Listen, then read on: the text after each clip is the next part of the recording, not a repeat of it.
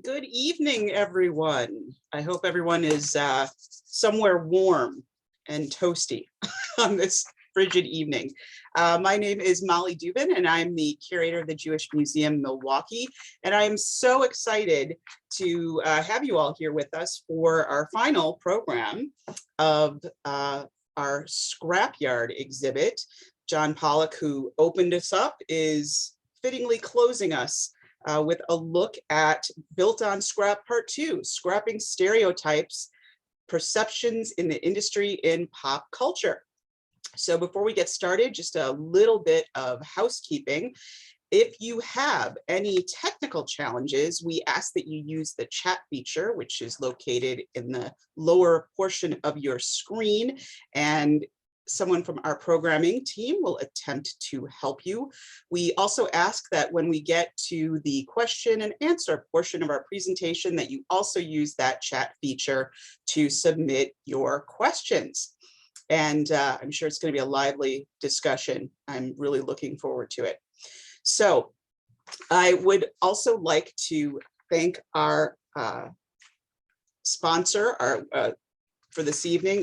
This program is partially funded by a grant from the Wisconsin Humanities with funds from the National Endowment for the Humanities and the state of Wisconsin. So we very much appreciate that. We also appreciate all of you who have donated to either this evening's program or other programs to help us to continue to bring these interesting endeavors to you. And if you haven't contributed and you can do so, we appreciate that always. So thank you for your continued support. So as I said, scrap and the pop culture is what we're talking about. And I'm really, really excited because, of course, among the things we'll be talking about is Sanford and Son, which is a touchstone for me. So there you go. So a lot of the tropes and stereotypes that are associated with scrappers, and particularly Jewish scrappers, really go back to, the advent of the industry, this idea of, being untrustworthy or, cheap or unscrupulous. All of these different things really developed in the late 1800s and then moved forward and became very embedded in pop culture. So there's this kind of deeply woven, fabric that includes this collective consciousness that really feeds into, some of these tropes. And it goes all the way back to the silent film era, in terms of depictions. It's been in films and TV like Born Yesterday, The Apprenticeship of Duddy Kravitz, Sanford and Son, and the DC comic character Ragman. And John Pollack, who's our speaker this evening, graciously loaned us two of the Ragman comic books that are on display. Actually, I think he donated them to us. So thank you, John. So with that, let me introduce our speaker. John is the chair of the history department at Madison Area Technical College. He earned his PhD in history from UW-Madison in 1999. He is the author of Wisconsin, the New Home of the Jew, 150 Years of Jewish Life at the University of Wisconsin-Madison, which was self-published in 2019. The co-editor of The Voice of the People, Primary Sources on the History of American Labor, Industrial Relations, and Working Class Culture. He was a consultant on Scrapyard, Innovators of Recycling, for its initial run at the Jewish Museum of Maryland, where it was developed and originally shown. And he has also consulted for this current exhibit. He's the author of 2 articles and numerous presentations on the history of Jewish scrap dealers, and is the descendant of scrap dealers from Southern Ohio. So fitting on all parts. With that, take it away, John. All right. Well, thanks a lot, Molly. I'm going to share my screen now. And, oops. Let me wind that back a little bit. Shoot. All right, there we go.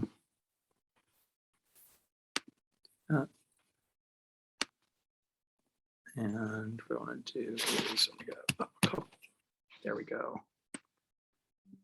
And there. That should do it. There we go. Does everybody see that? Okay. Want to see the first slide? Great. So thank you, Molly, for that introduction. My name is John Pollack, yeah, I've been part of this exhibit since it started out. It's part of the exhibit back in Baltimore when it began, and I was very excited when Jewish Museum Milwaukee acquired it. I got into the subject, as Molly mentioned. I have family, I have ancestors in the scrap business. And I've also, for people I saw at the beginning, there are a few people in this chat who have known me for quite a while, and they know that I'm always kind of super into pop culture.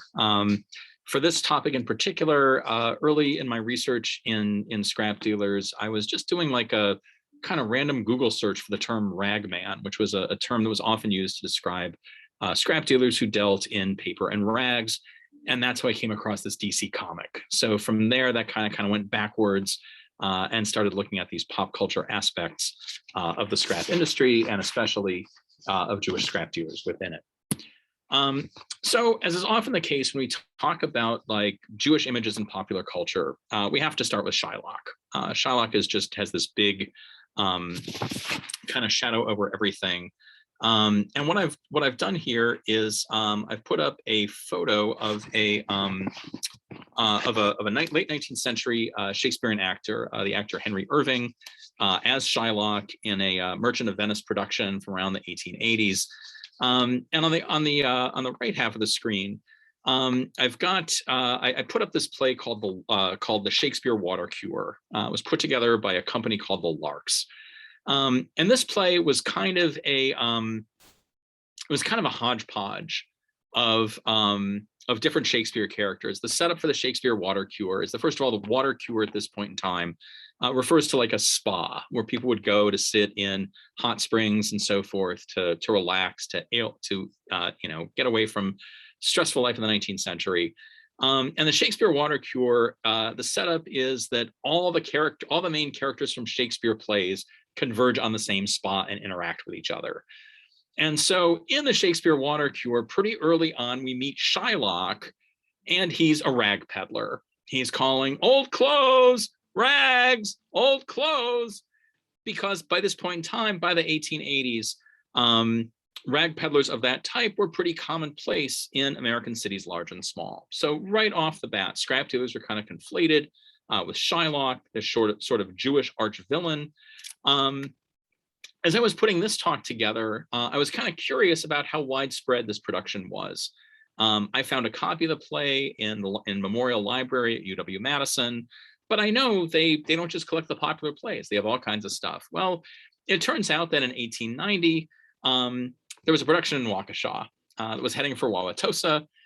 You can see on the slide that the slide is the little clipping from the front page of the paper that talks about how it was a big success in Waukesha, and it's going to Wauwatosa the following night. A quick search in online newspaper archives revealed that it was shown elsewhere, that other like Ravenna, Ohio had a production around the same time, a small town between Cleveland and Akron. So that tells me that the Shakespeare Water Cure was kind of a favorite on the community theater circuit, on the community and school theater circuit. I think it was a school production in a few places. Which kind of makes sense. An audience has a passing familiarity with Shakespeare. They see all the characters frolicking together at a spa. It's kind of a good concept. But of course, the scrap dealer there is Shylock, kind of setting the stage for depictions of Jewish scrap dealers to come. So Shylock on stage and in early film, as Molly was talking about, was something that Jewish audiences were pretty upset about. Shylock has always been this controversial figure for Jewish audiences. At the time that Shakespeare was writing, Jews weren't even living in England. So it's a portrait out of ignorance and so forth. It's something that's been, it's character that's always been very controversial. And so at the turn of the century, and also I should point out that Shylock, the Jews were not alone in having the Shylock character. The late 19th and earliest 20th centuries were sort of the heyday of ethnic humor, of stereotypical portrayal of Black people on stage through minstrelsy, through white performers putting on blackface and adopting an exaggerated version of Black dialect and performing on stage that way. The Irish didn't fare a whole lot better. There were Irish characters who were not played by Irish actors. And again, these stereotypes of Irish people as drunken, illiterate, and so forth. So the organizations like the NAACP, which came into existence in 1909, right off the bat, a big part of the NAACP's mission was to improve the image of Black people in American culture. That the leaders of the NAACP realized that Jim Crow laws depended on a presumption of Black inferiority that was reinforced through these insulting Black characters on stage and in early film. Similarly, Irish Americans through the Fraternal Lodge, the Ancient Order of Hibernians, had the same kind of organizing against Irish stereotypes in popular culture on stage and screen. And in 1914, a group calling itself the Anti-Stage Jew Vigilance Committee, based in Chicago, with a small presence nationwide, brought together people from B'nai B'rith, from the brand new Anti-Defamation League, and from the National Council of Jewish Women to protest against insulting depictions of Jewish people on stage and screen. So over the course of the 19-teens, these efforts, certainly from the Jewish angle, were somewhat successful. Jewish characters were still kind of stereotypical in a bunch of ways, but now with the insulting and sort of criminal tendencies of earlier stage Jews. An example of this kind of next generation of Jewish characters on screen is through the actor Max Davidson, himself a Jewish actor, who played the character Max Ginsburg in two films from MGM in 1925, Old Clothes on the left side and The Ragman below. So in these, and you kind of see that Davidson is the character sitting to the left on the bench there with his hat kind of cocked at an angle and his legs crossed. He still has this kind of like this facial expression sort of associated with like classic insulting stage Jew characters, but it's clearly toned down a little bit. And in point of fact, in the storyline of both these films, the Jewish rag dealer, the Jewish scrap dealer, is actually a sympathetic character. In these two films, the rags that the character is dealing with, and you can see them, this is like a screenshot from a still film, so it's kind of grainy.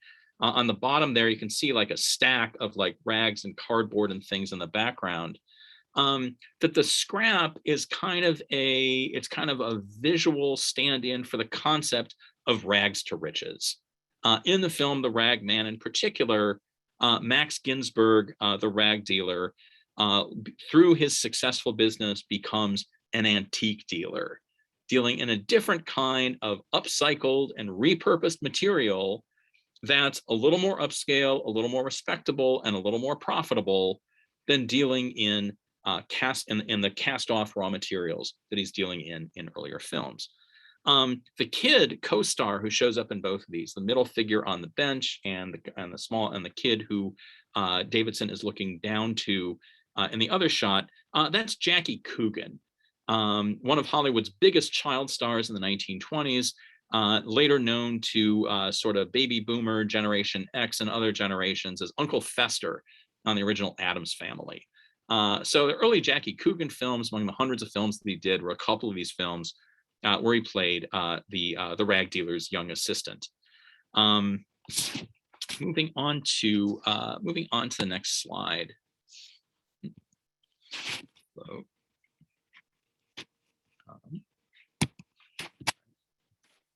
slide go.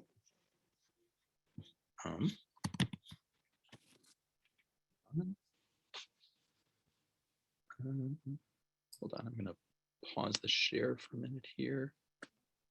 And sometimes if you stop sharing and then reshare, it works. Okay, yeah, let me do that. Sorry about that, John. Yeah, it's okay. Oh, there we go. Okay. Let me.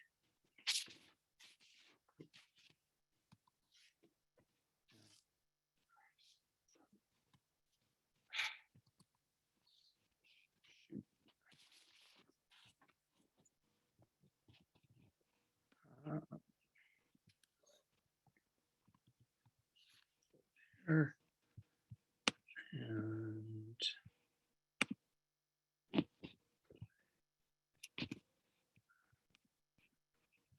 here, I'd share it again.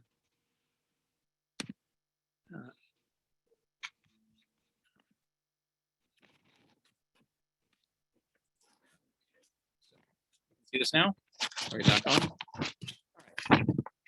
So on this slide, I mean, if you know anything at all about the scrap business, even if you didn't make it to the exhibit at the museum, and this is your first time encountering it, you probably know about the scrap drives of World War II. That these, in the history of the scrap industry and the history of Jewish entrepreneurs in that industry in particular, this is this huge watershed moment that up to this point in time, kind of mirroring the images that we saw in the popular culture examples, scrap dealing often had this kind of shady element to it. That scrap dealers were seen as people who weren't quite on the up and up, people who were in league with fencers, who did all kinds of like unethical and underhanded things. The discarded nature of the commodities they dealt in represented a kind of a dark personality and a criminal personality and so forth. And World War II really changed that. The scrap materials were super valuable during World War II because the US needed raw materials to fight the war effectively, didn't have the time or the effort to ramp up like iron mining and logging and so forth. And so we needed lots of scrap. And so I looked for there, the exhibit in Milwaukee has lots of examples of posters for scrap drives in various towns. These were staple in local newspapers. Scrap dealers I know who have like personal archives, these are often in there. They ran in newspapers, there were standalone posters, but here's Mickey Mouse. We're talking about pop culture, so it's important to see how beloved popular culture characters at the time got on board in the scrap drive. And so sure enough, it's Mickey and Pluto telling us to get in the scrap. What I think is interesting about this is that at the bottom there, that kind of shield at the bottom of the where Mickey and Pluto are standing is that it's all of the commodities that scrap dealers dealt in. It's scrap metal, it's rubber, it's paper, it's fats and greases. And by this time, interestingly, many scrap dealers had kind of come to specialize. The list that's on this shield here corresponds to the things that scrap dealers were picking up like in the 1890s, like in the first couple decades of the 20th century, when people really collected everything they could find that might have some kind of value if it was sorted and processed and shipped out. In point of fact, by 1940, bigger scrap dealers came to specialize in either steel or paper and rags, or even within steel, specializing in steel sourced from different places, specializing in specific materials. But here, Mickey Mouse is telling us everything can be scrapped, everything can be repurposed profitably. So this period of scrap dealer of heroes, I think, is a really critical part of not just the real history of scrap dealing, but also the popular culture impressions of it. Immediately after World War II, we get to meet another kind of scrap dealer, and this is on the slide here. I describe Harry Brock. It's played by Broderick Crawford, standing in the center of the shot there. Harry Brock, pioneering scrap dealer as Starker. Starker, for people unfamiliar with the term, it's a Yiddish term that means kind of an all-around strongman. Like the kind of person who works as a bouncer at a bar or a nightclub or something like that. You just need like a big guy to come in and do something. That's a Starker. And so Broderick Crawford plays Harry Brock as a Starker. This particular artifact this is from the film Born Yesterday from 1950. Film was based very closely to the original stage play from 1946. Written by Garson Kanin, Jewish playwright out of Rochester, New York. So industrial city in the Great Lakes region would have had many scrap dealer models for him to draw from as he was creating the character of Harry Brock. What's interesting about Harry Brock is first of all, his name. Brock it's not as identifiably classically Jewish a name as like Max Ginsburg, who we met a couple slides ago. But also by the 1940s, lots of Jewish people for multiple reasons had changed their names to something else. So Harry Brock could be Jewish, might not be Jewish. Played by Broderick Crawford, not a Jewish actor.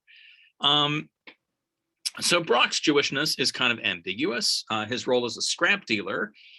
Brock also kind of distanced himself. He distances himself in the play from the ways that scrap dealers talked about themselves at this time.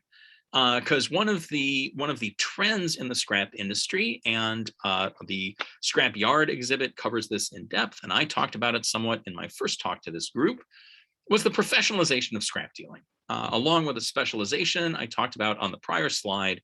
From the 1920s through the 1940s, scrap dealers were very conscious of the bad connotations of the word junk.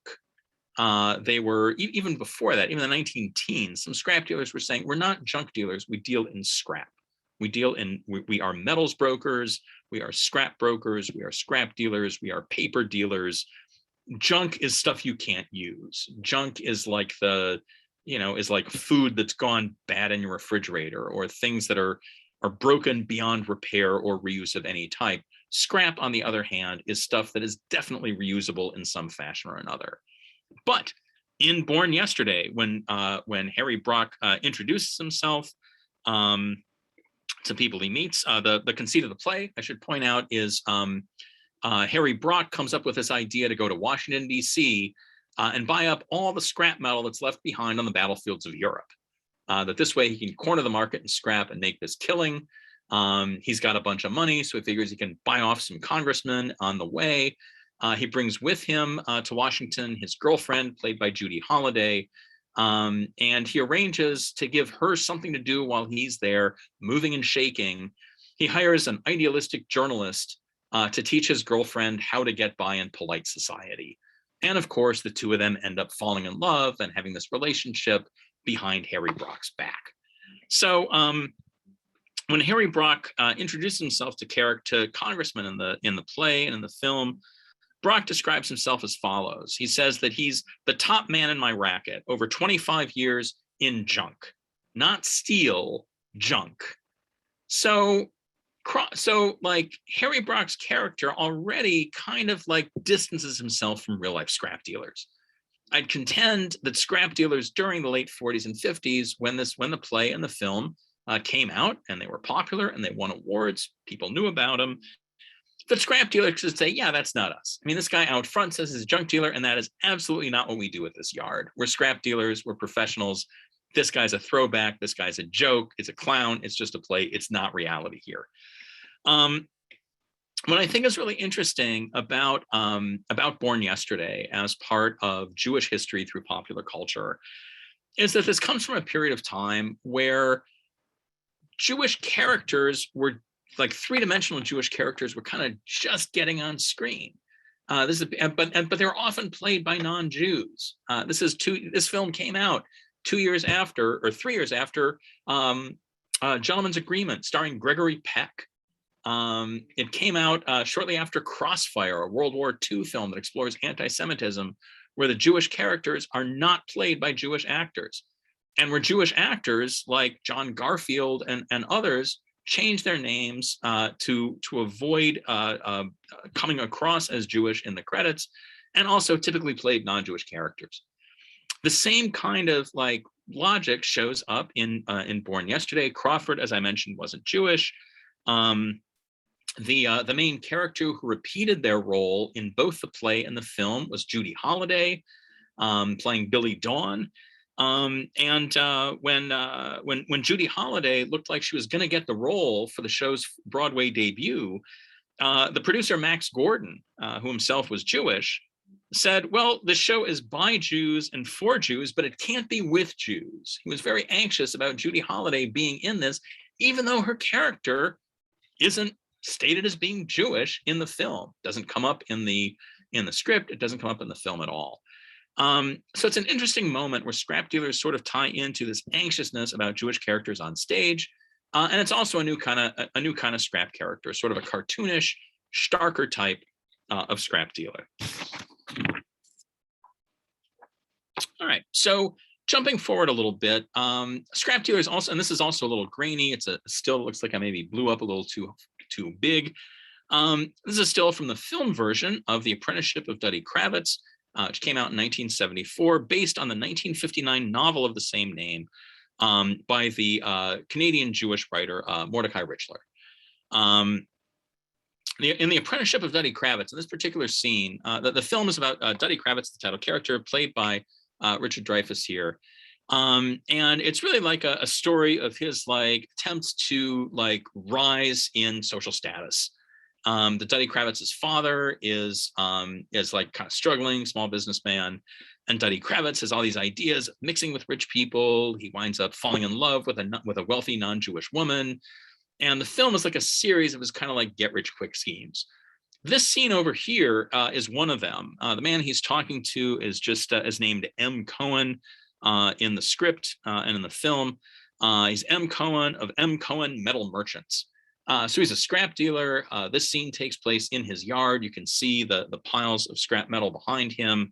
And Duddy Kravitz approaches him because Kravitz gets this idea of making bar mitzvah films.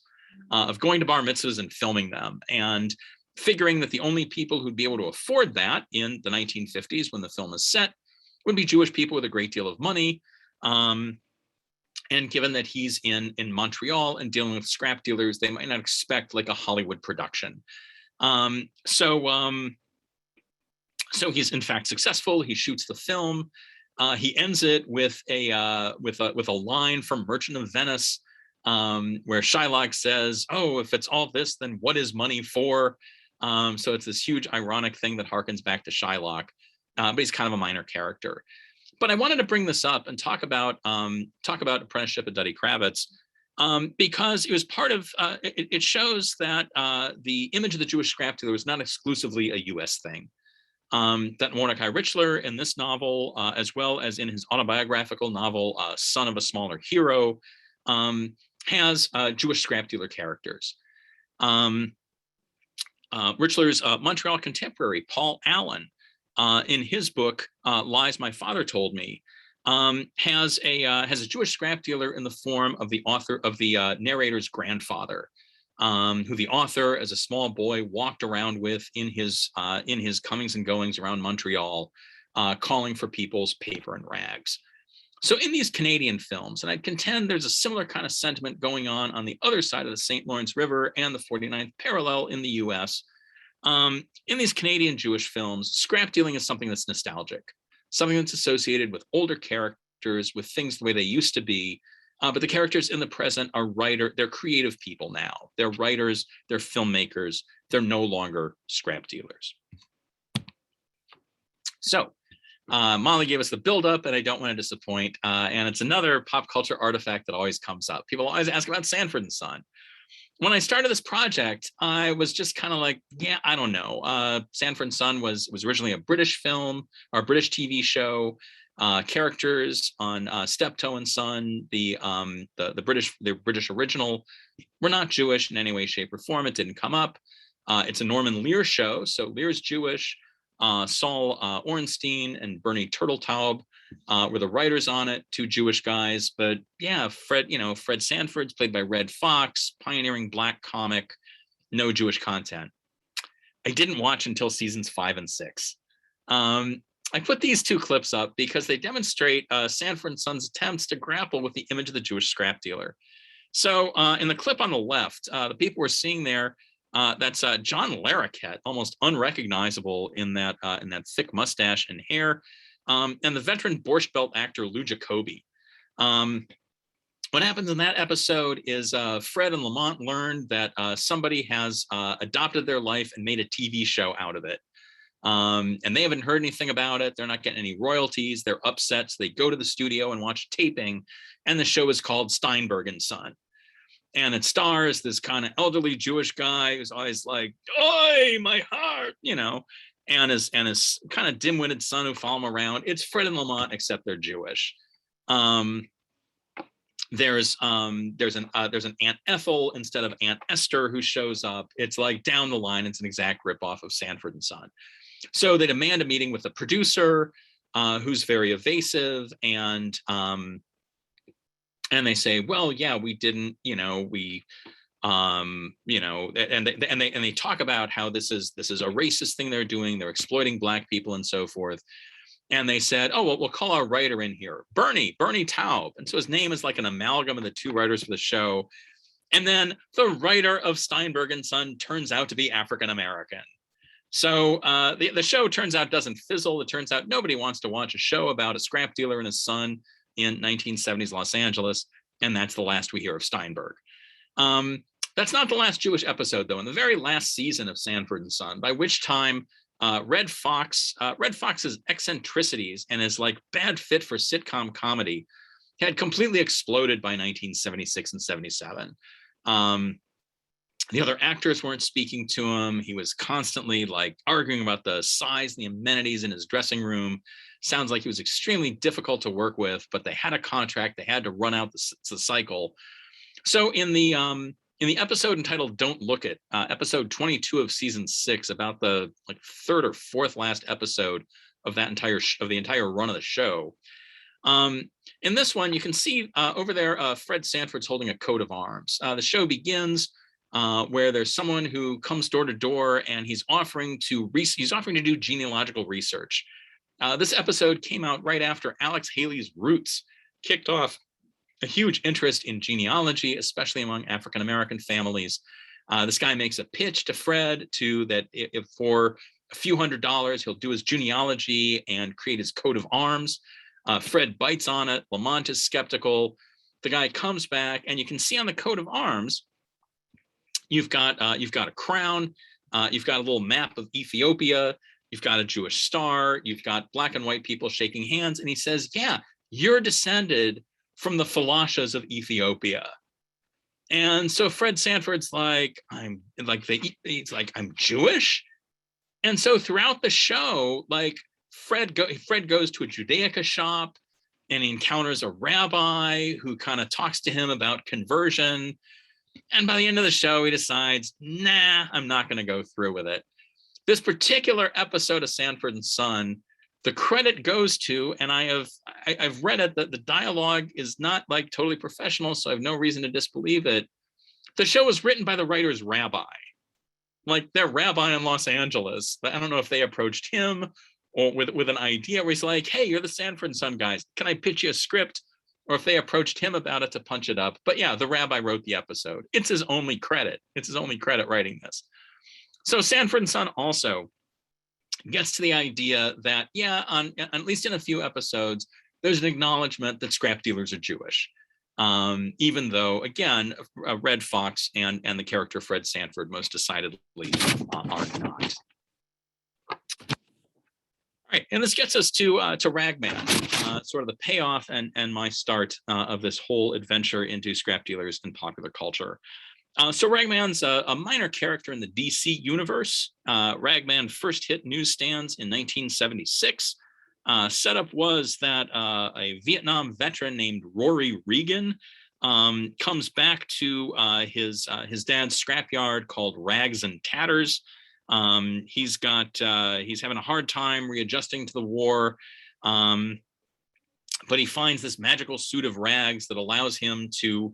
It has all kinds of random powers. He can fly. He can he can sort of squeeze through things easily, sort of like Plastic Man.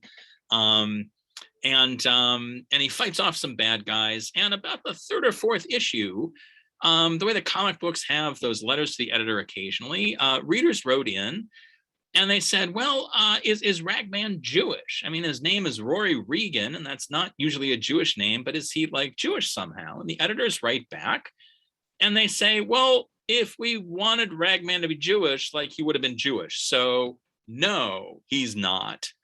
Lasted about 6 episodes, and it went away for about 15 years. But in 1991, the DC brought back a rebooted Ragman.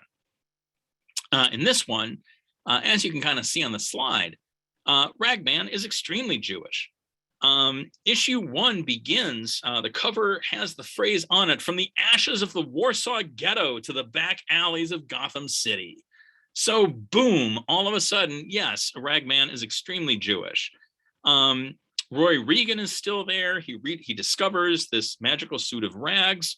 As is often the case in comic books, a mentor shows up to show him how to use the powers of the suit that he's got.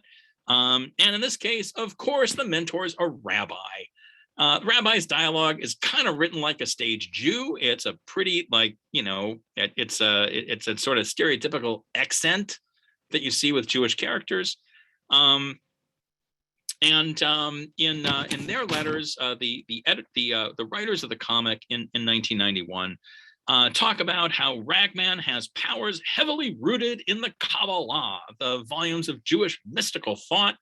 I don't call myself a Kabbalist myself. I've done some Kabbalah associated programming through my synagogue and through my own reading. There's nothing about a magical suit of rags in there. There's nothing Kabbalistic about this. I have no idea what they're talking about. It's complete hooey. We learn through the helpful rabbi who comes to assist Ragman that the Rabbi Judah Loew ben Bezalel, the rabbi in Prague, who allegedly created the golem, also created this magical suit of rags at the same time he created the golem. And sure enough, the golem shows up in issue 4. So you got the golem is the enemy stalking Ragman. We learn also that that the suit follows the Jewish people around. So the suit was in the Warsaw Ghetto in the early 1940s during World War II. It came to America with Roy Regan's dad, whose name was Jerzy Reganiewicz, which sounds more Polish than Jewish, but okay. Reganiewicz, after the war, changed his name to Jerry Regan and passed the suit on to his son. In the final issue of this run of Ragman, Ragman squares off against Gotham City's other superhero, Batman. In the background of the story arc of this 8-issue miniseries is an unscrupulous developer is buying up some of the last low-income real estate in Gotham City, and Ragman is defending the people who live in that property from being like priced out and thrown out on the street. So in Ragman versus Batman, episode 8, Batman kind of represents the entrenched money in Gotham City, when appropriate given Bruce Wayne's background, and Ragman represents the scrappy underclass of the city. Here again, we see kind of a throwback to Max Davidson / Max Ginsburg in those films from 1925, where the scrap dealer is this kind of heroic, like lower class person who's just trying to like scrap their way up. In later reboots of Ragman, because Ragman's come back for an issue here or there, he's acquired other rabbis as advisors.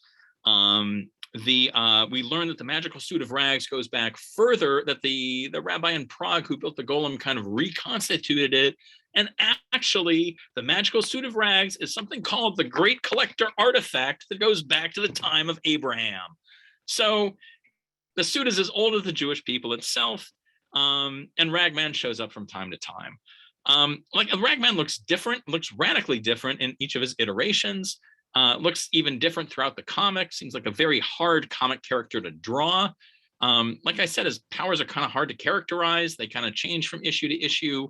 It's no surprise that there hasn't been like a blockbuster IMAX Ragman movie yet. I don't expect we're going to see one. So as we're getting on to time, and I'm going to leave some time for Q&A here, I just want to leave you with 3 quick thoughts about the overall trajectory of scrap dealers, Jewish scrap dealers in American popular culture.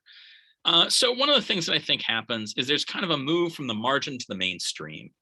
That scrap dealers show up alongside Batman in the comic universe, and that scrap dealers in earlier films show up as kind of marginal characters, as people barely eking out a living. In some ways, this concept of margin to mainstream also tracks the history of Jewish people in the United States. The descendants of people who came to the US in dire conditions, coming out of the Russian and Austro-Hungarian empires in the late 19th and early 20th centuries, have gone on to occupy respectable and powerful places in lots of different sectors of American society.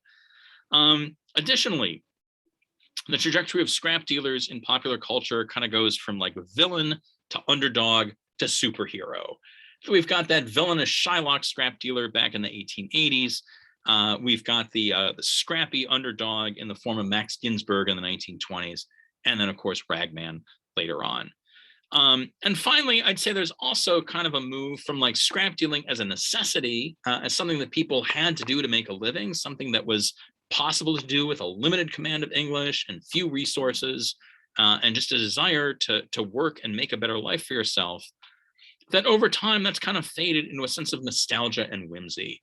That certainly in Duddy Kravitz and in the Canadian examples I talked about, scrap dealers are figures of nostalgia. It's something that we used to do. When I've talked to people about this exhibit, once I, beyond the people who themselves continue to work in the scrap industry or have parents who did, there are lots of people I talk to where their connections to this are something like mine. There's something that was that the family did a couple, 3 generations ago that hasn't survived to be passed down. But there's something that's tied up that comes up when people talk about their relatives who worked in the industry who are now long gone. So that's what I've got here. I am going to stop sharing and go back to, so we can go back to, whoops, go back to full screen. Hello. And I'd love to hear some questions. Okay, that was fantastic. All right, I know we've got some questions here, so I'm gonna address some of these. So that was so fascinating, and it's so interesting to think about the arc, you know, the depictions, and you know, I think it's so fascinating too for those people that haven't seen the exhibit, as John said, or for those that have. You know, there's this whole section about this kind of huge, you know, shift in perception that, you know, is connected with collecting scrap for the war, for World War II. You know, and all of a sudden, all these kind of individuals who had been depicted as lowlifes and unscrupulous are, you know, now they're, you know, stand-ins for the Red Cross because they're these incredibly patriotic people doing their patriotic duty to, you know, to support the U.S. Or the Allies. It's so fascinating to watch that trajectory and to even see how it's, you know, kind of, and I want to ask a question there, particularly about, you know, one of the artifacts that we haven't included and kind of the story there. But I know there's a lot of people that have memories, people shared here, certainly, you know, remembering the Ragman calling out and, you know, or whether it was the, you know, the peddlers, which of course, as we look at in the exhibit are the original, you know, recyclers, and the scrap business largely came along, as you said, you know, to be, you know, at its height for half the 20th century, 70 to 90%, probably closer to 90% Jewishly owned and or run, largely to do with that was what was available. You know, there were other opportunities that weren't available to them. It didn't require overhead. You didn't really need to know the language. They had that entrepreneurial spirit, saw the niche, and just, you know, grew it. So that kind of speaks to, yeah, why the scrap business was dominated a little bit by Jews. I can elaborate on that a little bit because I sort of a question back for Livia. So yeah, on top of what you talked about, Molly, another reason is that Jews had kind of always dealt in repurposing materials, like in many parts of Europe they had. That in so we have records going back to like the 1400s. Of Jewish dealers in used clothing in Italy, that was something that Jewish merchants were able to do to take clothing from people who didn't have money to pay for stuff, you know, repair the clothing, resell it, and so forth. Also for Jews in Eastern Europe, in the Pale of Settlement, where a lot of Jews ran taverns and inns and things like that. Oftentimes they dealt with a clientele who was cash poor.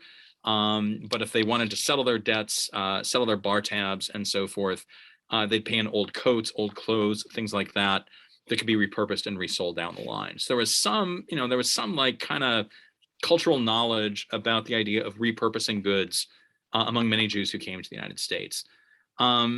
Livia, full disclosure, Livia lives in Madison and goes to my shul, so I see her once in a while. Livia, I would love to talk to you more about your uncle in scrap metal in England. I had thought that this might be like an Anglo-American sort of thing because I came across lots of Jewish scrap dealers in Canada and of course in the US. And in England, I didn't find a whole lot of that. Talking to people, talking to English people I know, they said, yeah, over there, the scrap industry, as far as they knew, was not as Jewish as it was in the United States. Although obviously, as your family demonstrates, there were Jews in it. So I would love to have that conversation at some point. It was an easy business to enter. There wasn't need for a whole lot of capital. Like the land for a scrapyard, scrap dealers typically started out just kind of tossing stuff in the backyards of the houses they lived in. If their business got big enough that they ran out of space back there, like best possible land for a scrap dealer was along a railroad line.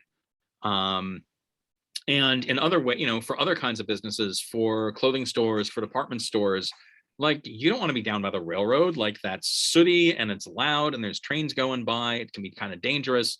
For a scrapyard, what you really needed was a rail siding. If you get a railroad to come up to your yard, that meant you could get a boxcar, load your metals or load your papers or load whatever it was you were collecting on there and ship it out. So land was cheap compared to people in retail businesses where the most desirable land was like the most expensive. It was the land in the downtown parts of cities and so forth. It was also an easy business to enter because you could have people with, it also kind of piggybacked on an existing Jewish economic niche in the US, the niche of peddling. That when we talk about like German Jewish migration to the US, or primarily German Jewish migration in the early to mid 19th century, in that area, there are lots of Jews as peddlers. And that peddling continued throughout the 19th century. I mean, starting in the 1870s, when Montgomery Ward and Sears began sending out catalogs so people could order stuff by mail, that really cut into peddlers' business because even people in the most rural areas would get the mail delivered to them and they could order what the heck ever from Sears and not rely on some random Jewish immigrant in the United States to come knocking on their door asking if they want to buy stuff. So peddlers found as there was increased demand for scrap materials in the US in the 1890s and early 20th century, peddlers kind of start out doing both. They'd start out trying to sell people the stuff they had with them. If the customers weren't interested, or if they were, they'd say, oh, I noticed there's like a rusted plow out in your field over there. Could I buy that off you? Or they'd look inside the house and they'd say, that looks like a pile of old newspapers. Are you using those? Can I buy those off you? Can I give you a few cents for that? And people are generally glad to part with that stuff. So peddling kind of turned into scrap peddling. It was a great way for people to learn English. And from there, people who came over who didn't want to go door to door, they could be put to work sorting the scrap. You could give them a blowtorch and they could disassemble things that were put together. Later on, for many second generation scrap dealers, the kids of scrap dealers could go to college, they could get degrees in business and law and so forth, and then take that more like systematic knowledge and bring it back to the yard. That one of the things I love about the initial generation of scrap dealers in particular is most of them had no formal training in this area. They just had like a kind of entrepreneurial drive and they channeled into scrap. And they're just these fascinating stories that come out of that. So there are lots of different ways that people could work in the scrap business. It was easy to kind of, as I mentioned, scrap yards kind of specialized over time. So if you had a family that initially started collecting like paper and rags and metals, if you had a couple of brothers running it, one of them could say, okay, I'm going to take the paper and rag business, I'm going to take the metals business, and kind of split off that way. People could be put to work in other parts of the country, in other areas that were newly up and coming, where there were more factories being built. There'd be demand for scrap dealers to go down there and work in those areas. So those are some of the reasons that Jews were really active in the scrap business. Yeah, absolutely. Thank you. I want to get to Natalie's question also. Yeah, and I actually, Natalie, thank you, because that was something I wanted, to get into, particularly kind of, connected to this arc that you talked about with depictions of going from kind of villains to underdogs to superheroes. So for those, if some of you haven't seen the exhibit, included among the artifacts is one of the toy, it's a replica of the toy character Watto from the Star Wars franchise, who had a junk shop on Tatooine, and he was a junk dealer. He was also a human trafficker. So he really was depicted, morally, just corrupt person. And physically, he was depicted with this exaggerated, if you whatever that is in the center of his face, Watto's face, it is a nose of some kind. And he's talking with this very kind of, New York, Starker kind of an accent. So it didn't really hit me, of course, when I first saw, of course, when you're tuned into something, you're much more, aware of things, but it was like, oh my God, that is just really unsettling on so many levels. So can you speak to that a little bit? Yeah, sure. I mean, I think it's one of the, it's part of George Lucas's kind of idea when he made the first Star Wars movie. That all, in the first round of Star Wars films from 1977 to 1983, when people talked about George, and especially around like the first Star Wars, which was this box office smash that kind of came out of nowhere, and people asked him like, where did you get the idea for this? And like, what are you trying to do? And Lucas said, I'm trying to bring back like the kind of filmmaking from like old movie serials, from like movies from like the 20s and 30s, where you'd go to the movies and you'd watch like the latest episode of something. So he was going for this, there was this purposely kind of like old timey sense to it, where he's trying to capture an earlier era of filmmaking. And I think as part of that, whether it was intentional on his part or not, Lucas wound up like bringing in the same kinds of insulting stereotypes that existed in those old films. I mean, certainly like Jar Jar Binks, when he came around in the second one as Rastafarian kind of. Yeah, right out of a minstrel portrayal of a Jamaican guy. I mean, it was terrible. So yeah, so you've got the junk dealer, you've got the Jawas in the desert, who are kind of the ones who are trading for parts and things like that. So yes, that's absolutely present in the Star Wars universe. Probably should have brought that. I already had Sanford and Son for the 70s. So I wanted to move on, but yes, absolutely. Star Wars is right in there. And in some ways, I guess that kind of Star Wars also throws off the neat trajectory that I presented, because the characters really are kind of throwbacks. They're much more in line with earlier like depictions of scrap dealers in earlier popular culture products. So you are, as you aptly said when we kind of started off, you're a pop culture guy, as well as being so versed in this topic of scrap. Are you aware of more recent depictions of scrappers in pop culture? Honestly, to take this back to superheroes, like recent pop culture is like my kryptonite. Like I got nothing. I go to like trivia night things, and it's like anything after about like 2005, I'm like, I got nothing. I got no idea. Yeah. Well, even when you talk about the early aughts, if there's, because so much of, kind of the last really depiction we talk about, those two DC comics, the Ragman are from 1990, 1991. There's been like other there's always new Ragman stuff coming out. Like once in a while, I'll be in like one of my classes, I'll be talking about something that touches on scrap dealers, and I'll mention like the Ragman thing, and there'll be like a comics guy in there who's like, oh, did you see, and I'm just like, no, I haven't seen that. Like tell me about what this is, and I'll like take a note, and then I won't follow up. But yeah, DC, as the comics, also like who can keep track of the comics universe these days? Yeah. There's so many products out. There's video, like the Ragman pops up in some video game, I think. Yeah. And I'm like, good for Ragman. That's great. I'm not going to see that. So, there's video games, there's films, there's TV shows. There's the comic books still. There's like other editions of comic books. There's like fan fiction. There's just like, who can even keep track? So yeah, so it's definitely out there. That's something, it wouldn't be that hard to do. I could probably get out there and look for more of them. I'm not thinking of like big breakthrough movies that scrap dealer characters in them. Maybe the crowd here has some ideas of stuff I can check out on Netflix for that. The one thing I was thinking The closest thing I could think of is that there's a slight interest in it. There's one of the, I don't think it was Pawn Stars, but it was another one of like the reality series that was about like a pawnbroker. It was like a pawn shop. And there's like one of them where like the pawnbroker was Jewish. And so that one, like there's a long, I didn't really go into it in this talk, but I think the exhibit talks about it. I talked about it in the other talk I gave, that there is this kind of like in the, around the turn of the century, is this kind of like merging of like pawning and scrapping. That they kind of run on the same principle of repurposing things that people don't want for people who want it. Then I found examples of scrap dealers who ran kind of pawn shops on the side, or pawnbrokers who had like a little scrap operation out back. One of the things I found through the book In Hoc, which is a great history of pawnbroking in America by the historian Wendy Wallison.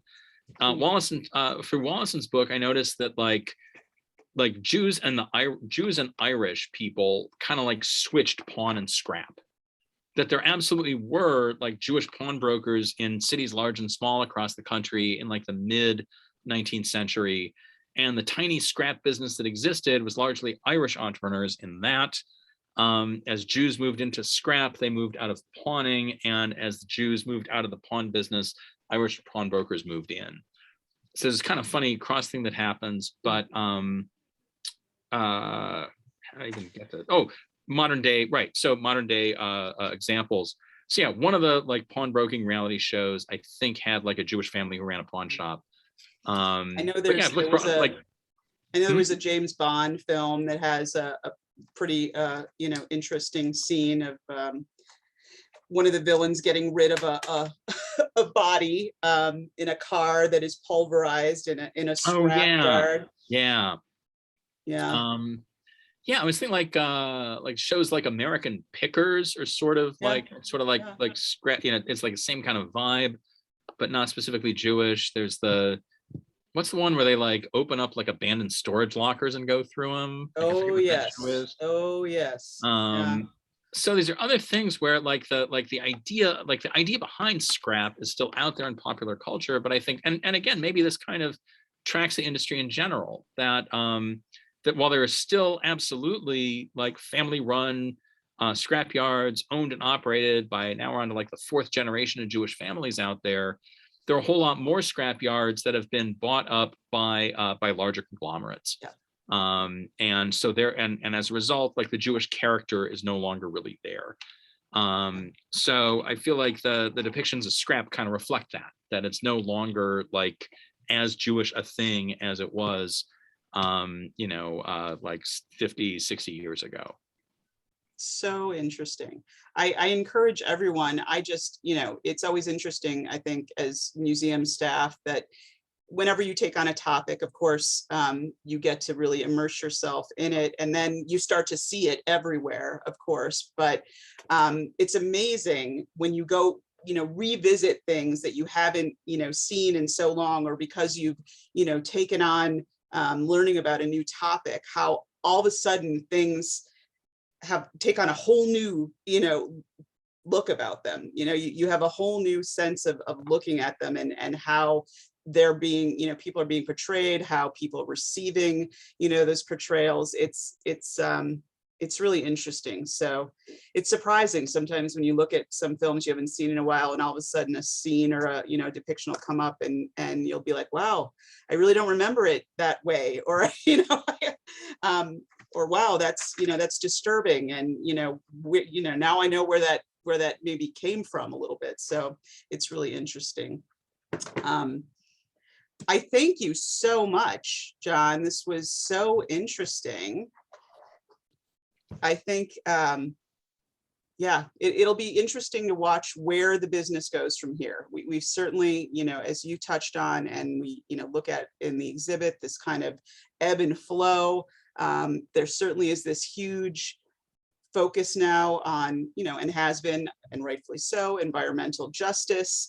And the industry is kind of getting looked at anew through some of those topics, and certainly the whole idea of, of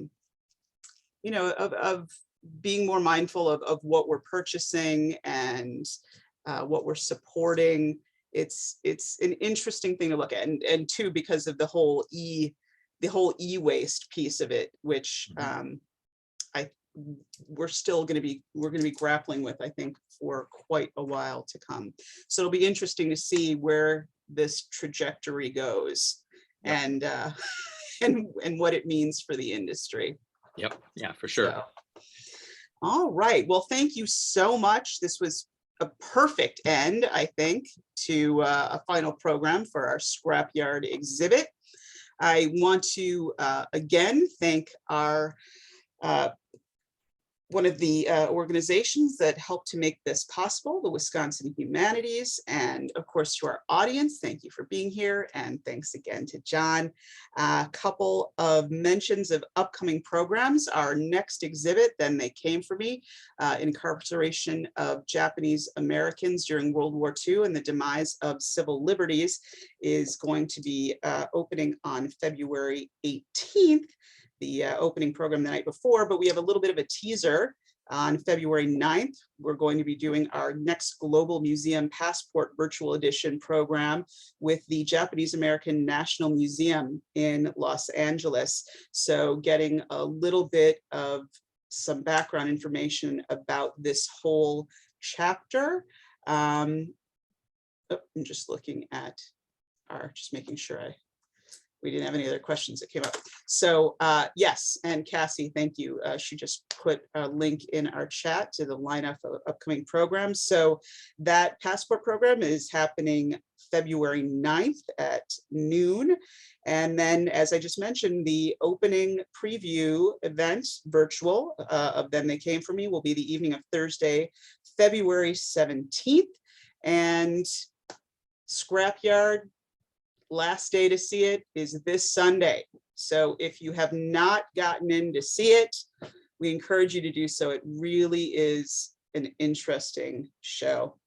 So thank you again to everyone who has contributed to making our virtual programs and endeavors possible. And thank you for those that will be contributing this evening. We so appreciate it. That is our program, and we will look forward to seeing you either on the screen or in the museum soon. Thanks, everyone, and have a great night. Good night, everyone.